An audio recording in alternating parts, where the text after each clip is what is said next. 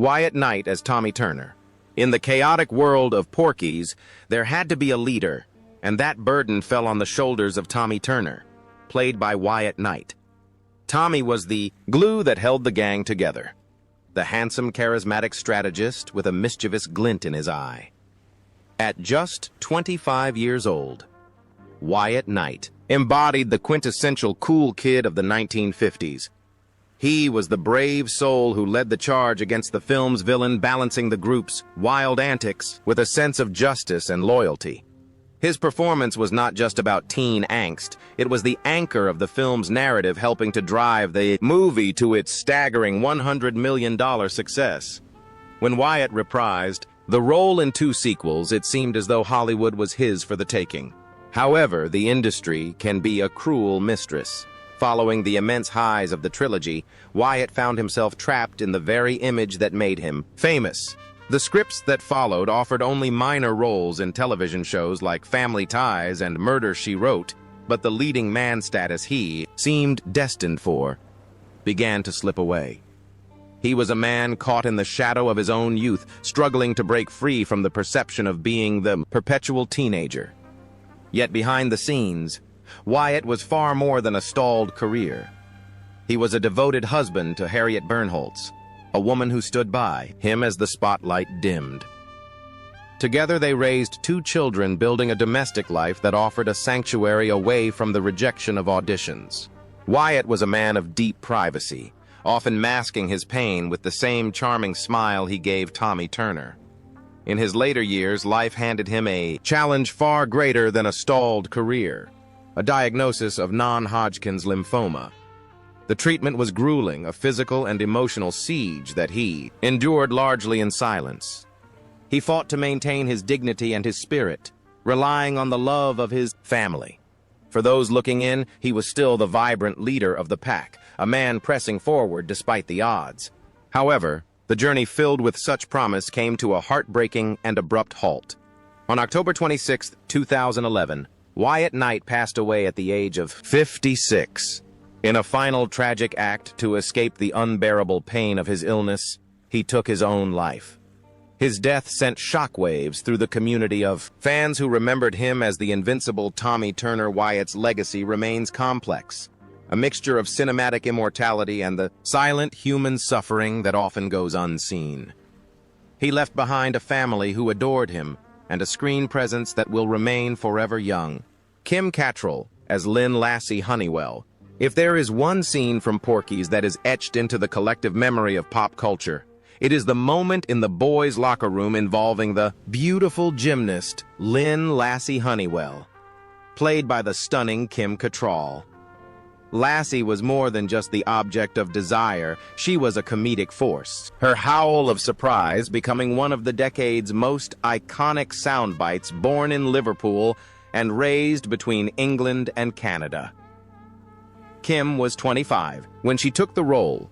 While many of her co-stars would find themselves tethered to the franchise, Kim used it as a springboard, possessing a tenacity and talent that refused to be categorized solely by her looks. Her journey after Porky's is perhaps the most dazzling of the entire cast. She transformed from a teen comedy actress into a global superstar, most notably redefining female sexuality and independence as the fierce Samantha Jones in Sex and the City. This role earned her a Golden Globe and multiple Emmy nominations, cementing her status as a modern legend. She proved she could be vulnerable, powerful, and hilarious all at once. Yet the road to this summit was paved with personal sacrifices. Behind the glamour of red carpets and designer clothes lay a woman searching for genuine connection. Kim navigated 3 marriages, to Larry Davis, Andre J. Lyson, and Mark Levinson, all of which ended in divorce. The public nature of her split with Levinson in 2004 was particularly bruising, leaving emotional scars she has openly discussed. Kim also faced the unique isolation that comes with immense fame. She chose not to have children, a decision she has spoken about with both empowerment and a tinge of wistful reflection on the mothering roles she took on in other ways.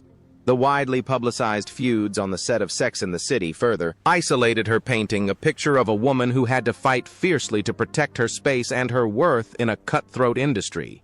Despite the noise of the tabloids, Kim remained a figure of resilience, turning her experiences into advocacy for women, particularly regarding aging in Hollywood. Today, in 2025, at the age of 69, Kim Cattrall is still writing her story.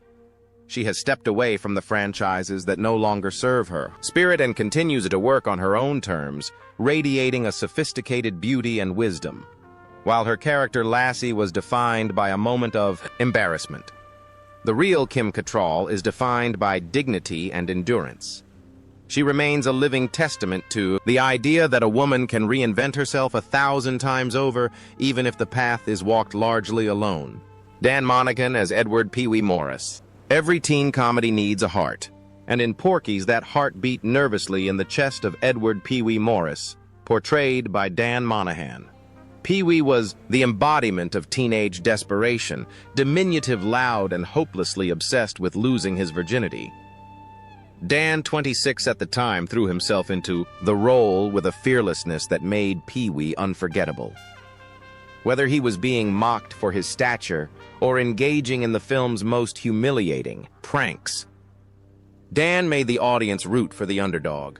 He was the lovable loser, the friend who always got the short end of the stick but never gave up. But as the laughter of the 1980s faded, Dan Monaghan found that the character of Pee Wee cast a long, unshakable shadow. He returned for the sequels, cementing his association with the role, but this loyalty came at a cost.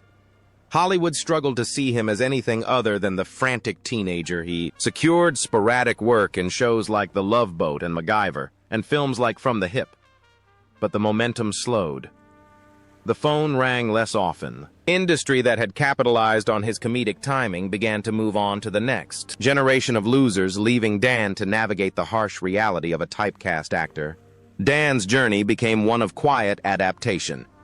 He eventually stepped away from the precarious life of a full-time actor, taking on regular jobs to make ends meet. A humbling transition for a man who once headlined a box office smash. Yet throughout this shift, Dan never became bitter. He embraced his legacy, becoming a beloved figure at fan conventions.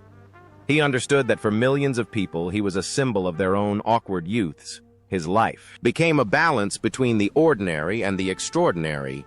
One day working a normal job and the next signing autographs for fans who still recited his lines. Now in his 70s, Dan Monaghan lives a life of modesty and peace, far removed from the flashing lights of premieres. He is a man who has made peace with his past. While he may not have achieved the sustained A-list stardom of some peers, his connection to the audience remains unbroken in the eyes of his fans. He is immortal, forever young, forever trying, and forever the soul of the gang. His story is a poignant reminder that sometimes the greatest success is simply finding contentment when the applause dies down. Mark Harrier as Billy McCarty. Amidst the chaos of pranks and hormones in Porky's, there needed to be a voice of reason, and that voice belonged to Billy McCarty, played by Mark Harrier. Billy was the sensible, loyal best friend to Pee Wee, the guy who would drive the getaway car and come up with the plans but kept his head when everyone else was losing theirs.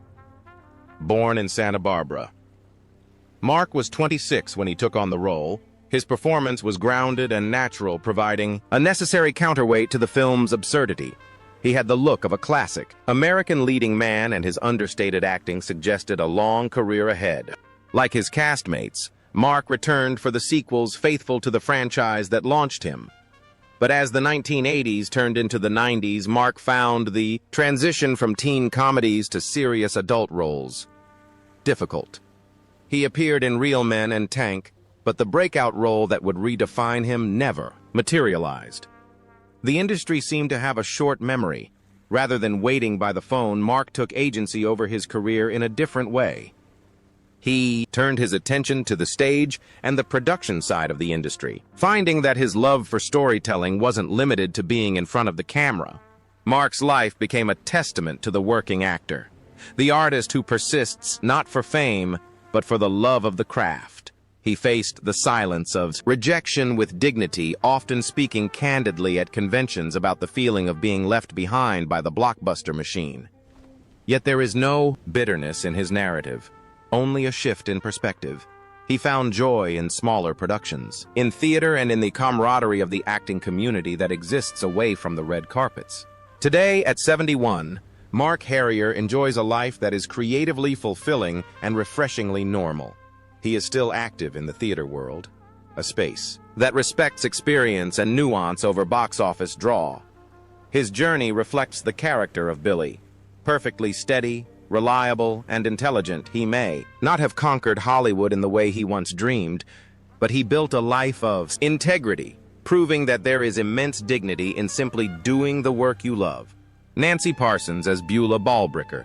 In the pantheon of movie villains, few are as terrifyingly funny as Coach Beulah Ballbricker, brought to life by the brilliant Nancy Parsons. Ballbricker was the formidable whistleblowing antagonist who terrorized the boys of Angel Beach High. Nancy was 39 years old when she filmed Porky's, significantly older and more experienced than her co-stars. She threw herself into the role with zero vanity, creating a character that was physically imposing, loud, and utterly hilarious. Her scenes, particularly those involving the investigation of the peephole incident, remain comedy gold. She was the perfect foil, the authoritarian nightmare of every teenager. Despite her undeniable talent, Nancy's career was often confined by her physical appearance.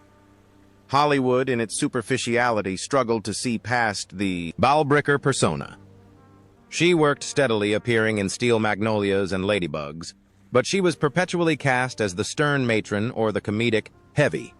Behind the tough exterior she projected on screen, Nancy was a woman of great sensitivity and resilience.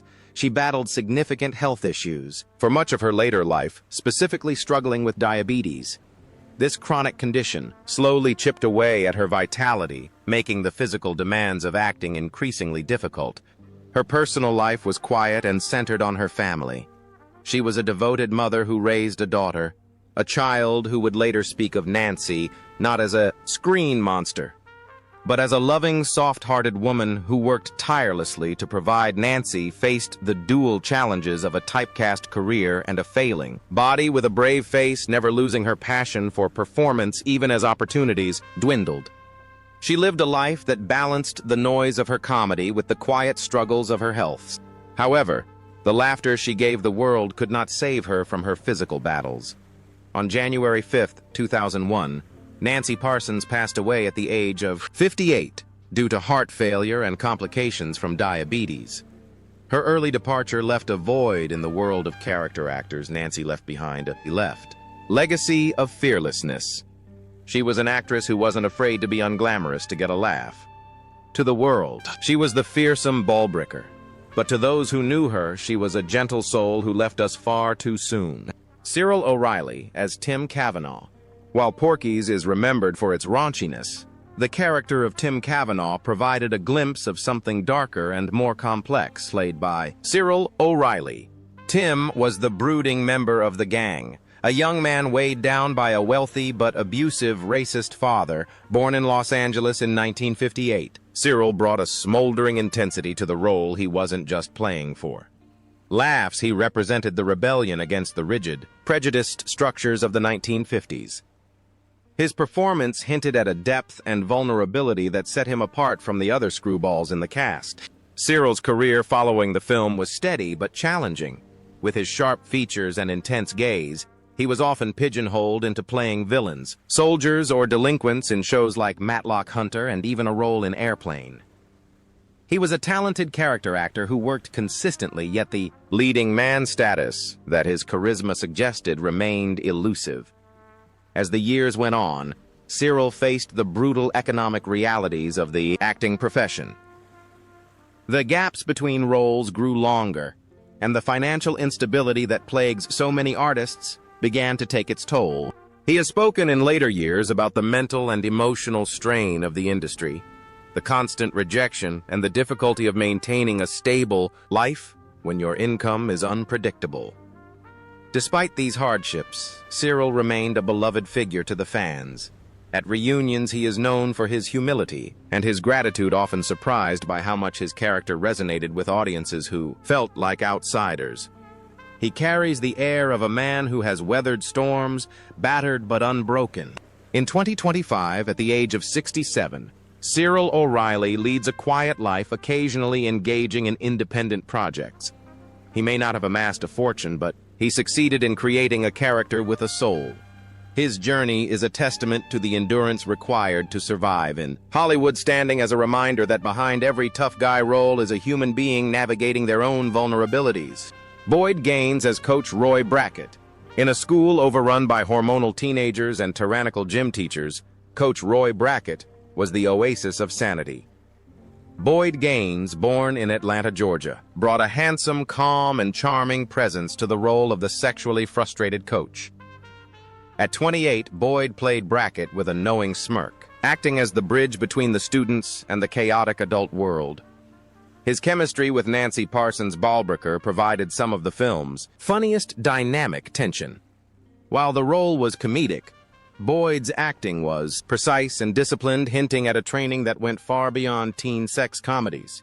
Indeed, Boyd Gaines's career path diverged sharply from his Porky's co-stars. He didn't just stay in Hollywood, he conquered Broadway. Boyd became one of the most celebrated stage actors of his generation, winning an astounding 4 Tony Awards for his roles in The Heidi Chronicles, She Loves Me Contact, and Gypsy. He proved to be a master of his craft, capable of immense dramatic range and musical talent, while Hollywood often relegated him to supporting roles in films like The Sure Thing.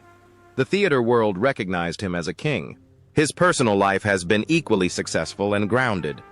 Boyd has enjoyed a long, stable marriage to actress Kathleen McNenny, with whom he shares a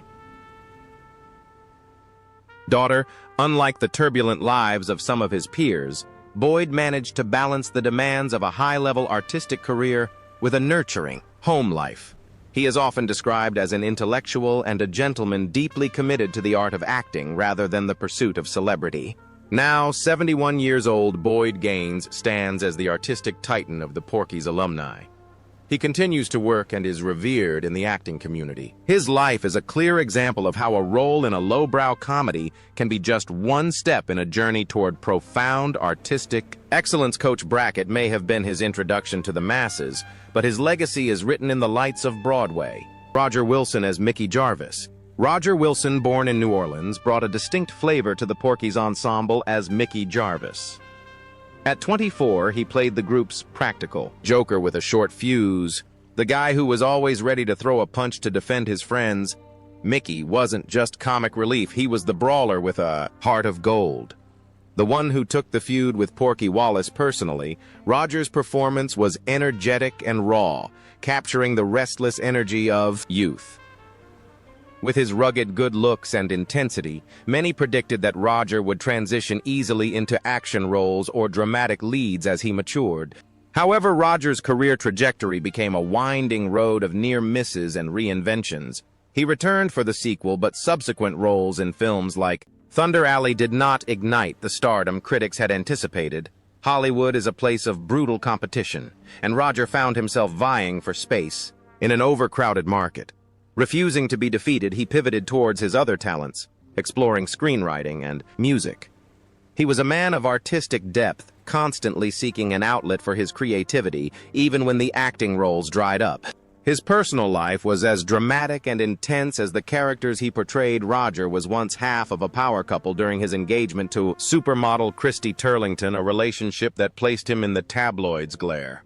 But it was a darker incident that defined much of his public narrative, a heavily publicized brawl with action star Jean-Claude Van Damme in a New York bar in 1988. The altercation resulted in legal battles and a damaged reputation overshadowing his artistic efforts. It was a chaotic period that seemed to mirror the impulsive nature of his character Mickey, but with real-world consequences that stung deeply.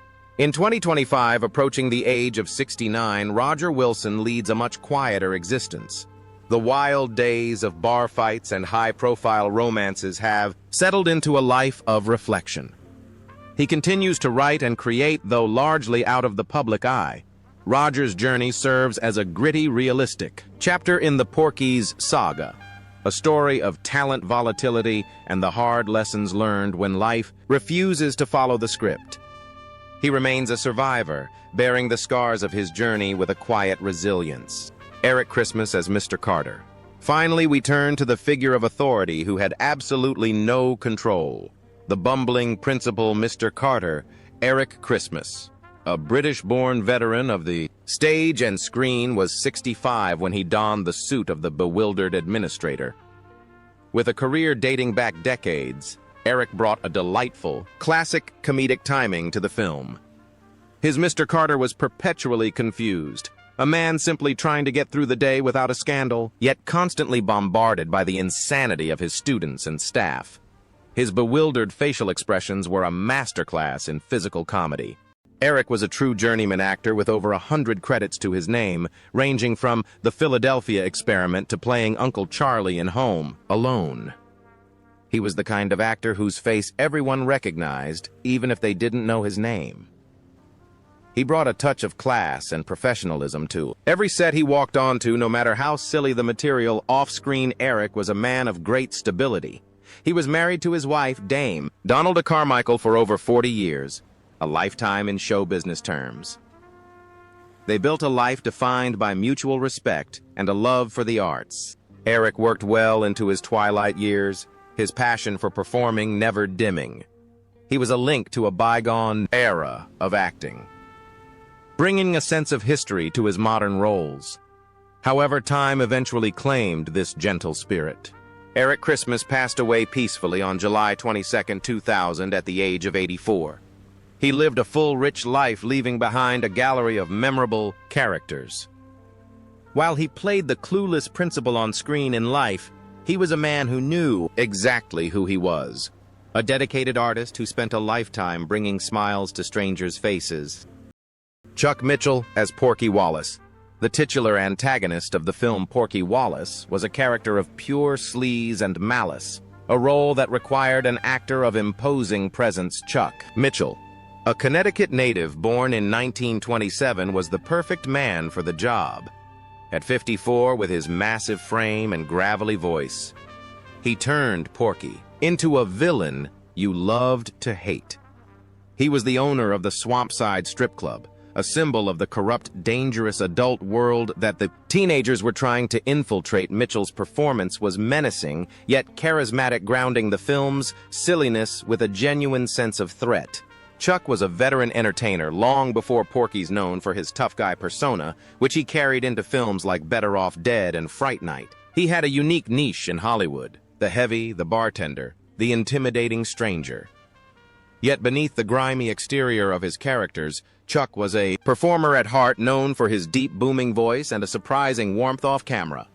He was a working actor in the truest sense, taking on roles that required presence and intimidation, often stealing scenes with barely a word. His career, however, was cut short just as he was enjoying cult recognition. Chuck lived life large, much like his characters, but his health began to decline rapidly in the early 90s. He continued to work as long as he could, driven by the performer's ethic that the show must go on. Sadly, the curtain fell on his distinctive career on June 22, 1992. Chuck Mitchell died of liver cirrhosis at the age of 64. Though he has been gone for over 3 decades, his portrayal of Porky Wallace ensures his immortality in cinema history. He remains the ultimate obstacle, the big bad wolf of the 80s teen comedy, remembered for the menace he brought to a swamp in Florida.